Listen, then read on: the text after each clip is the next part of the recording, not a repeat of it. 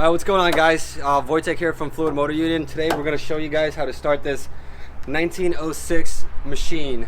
So first thing you want to check is if you got fuel in the gas tank, which is located up here, marked with this big red dot, which we checked, and we do have gas in there. All right, so that's step one.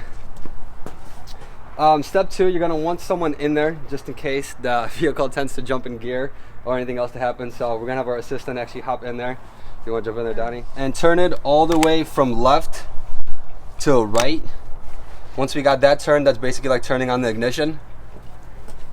And then we're going to take our key here, right here. Make sure the car is out of gear. This is like a neutral check. Here's first gear, down to be second gear, low and high. Take our ignition adjustment and set it all the way to the top, or right about there is where you found the sweet spot. And then we're ready to crank this thing over.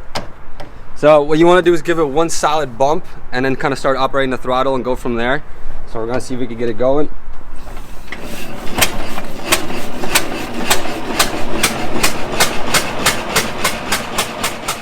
Alright, so once we got our ignition turned all the way to the right and we know it's on, we double check that it's in neutral. We got our key and we're ready to crank it over. We're going to get it in there, make sure it kind of feels like it's locked in there. Alright, try one more time.